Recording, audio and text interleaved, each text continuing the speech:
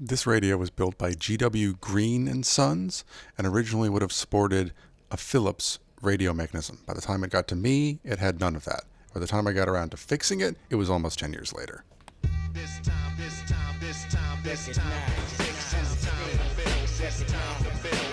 I had always intended to turn this into a Bluetooth speaker, but I simply never got around to it, and it sat languishing in the back of the garage, picking up even more bruises and bumps. There were several sections along the front where the veneer had fallen off and gotten lost, so I glue in new veneer there and try and sort of match the stain. By feathering it out like that, it ends up sort of blending in around with the existing wood, and then I can come back and add a few little marks to sort of fake the grain. And this is really zoomed in, so when you pull out and look at it as a whole, it ends up looking fine from like standing in front of it. I always use the dye stain for this kind of touch-up work because you can really control how you put it on. You can dilute it, you can mix it with other ones, and you can get it looking just right. Smaller areas I just add an kneadable epoxy to, where it just wasn't really necessary to add perfect match because it's going to be pushed up against a wall and you're not going to see the back of it. And some of the smaller areas, you'd have to do more damage to fit in a new piece of veneer than just putting a piece of plastic in to fill it. And the plastic will take a dye stain quite well. By this point, finish is already stripped, but I'm still going around with steel wool and denatured alcohol to do a final clean before I mask it up. I'm going to paint the edge details, which I find is really common in highly decorative furniture like this, that anywhere there was an end grain or something that wasn't a fancy veneer, they just painted over it. I'm using enamel model paint because it lays flat and gives a really smooth finish. It does take longer to dry, but I rarely need more than 2 coats and often can get away with just doing 1. This is where I make my first mistake. I looked back at the original photos and the area along the front. The sides actually were painted a brown rather than black.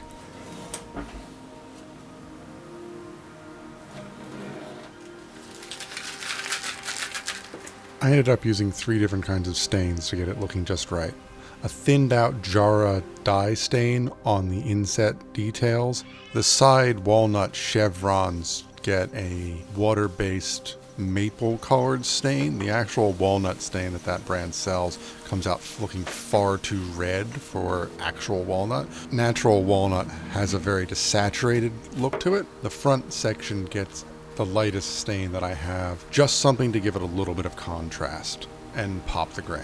After the staining is done, I give it a quick hit with some pre-cat lacquer and it comes up looking pretty good. To enclose the top and give me a surface to actually mount controls to, I start with a piece of oak plywood, and after a little fettling, I get it to fit perfectly.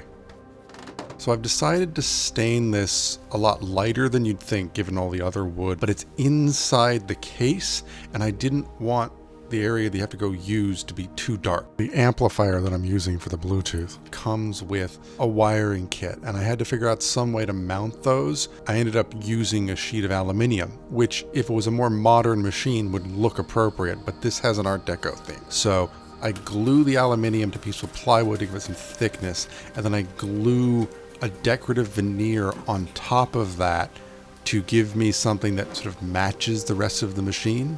This is the one place where I wish I had a little more skill with it.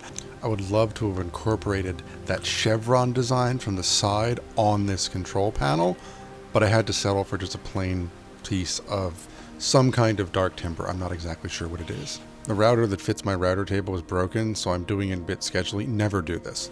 In keeping with the rest of the theme, I paint the edges of it, can't see the different layers, and it becomes one piece. Partway through this project, I found another radio cabinet, and I debated about incorporating that into this, but it was simply beyond my technical skills to resurrect an old tube radio. I did keep the spirit of it, though, by taking a really good photo of its display and using it on my tablet. Tablet ends up taking that extra space and becoming the jukebox album art display. I want to make sure that I can see the tablet with it open, but that the tablet won't get broken when the lid is closed, so I had to find sort of the right angle for that and copy it over to the table saw so I can rip down the first bottom part that holds the tablet, and then from there I can do some measurements and make little blocks that hold the thing up, leaving space behind the tablet open because I'm going to hide the charger behind the little tablet dais. That amplifier board actually comes with its own charging circuit,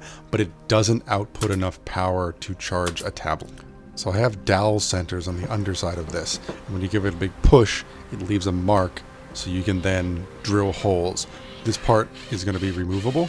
So the best solution for the charging that I came up with was to install a car accessory port and just use a car charger, which can be run off the main power of the amplifier. With the layout finalized, I can mount the control panel for the Bluetooth speaker that I made earlier, and that just needs some holes drilled for the wires to go through. I need to do the last little bit of finishing, which is finishing sort of decorative trims that go over the speaker grill and finishing all the new parts that I built to go into it. I also incorporated the black paint design on the tablet stand and a few little curves on the front of it that match the shape of the radio cabinet. With the parts finished, I can begin attaching the controls to the control panel, and that's simply by just pushing them through and screwing in the nuts that came with it. Thread the wires through the holes. I double check all the measurements and then attach that to it. I have to remove it though again because I do have to make all the wired connections. But it comes with its own bracket, and with the exception of the power switch, everything was pretty much pre-wired and it's all plug and play. But I did have to add a power jack and somewhere to mount the speakers. With most of the heavy construction done, I can get to some of the finer details, like replacing the speaker cloth on the front grille. It's not surprising that at some point during its lifetime someone had already done this, as I found a different color of speaker cloth under worn out speaker cloth that I was removing. Thankfully I had organized the original fasteners when I removed them, but some of them were the wrong ones and didn't match, so I did raid my collection of antique fasteners and make sure that everything going back into this was absolutely as perfect as it could be. Now, I thought I'd make it easier for myself by trying to tape down the speaker cloth. That didn't work. So then I thought I'd use contact adhesive, and that didn't work. So I just ended up having to do it the long way, which is to sort of stretch it piece by piece. But once it was done, I could put it into the cabinet and then attach the decorative trim pieces that go in front of it. While I wish it was simple as just throwing the speakers in the bottom, I did have to build another stand, and this just points the speakers out the existing speaker hole. It's the best sounding option I found when experimenting with it. With the speakers installed, I can begin final assembly of the charger and the tablet stand, and then begin buttoning it up. Now let's see it in action.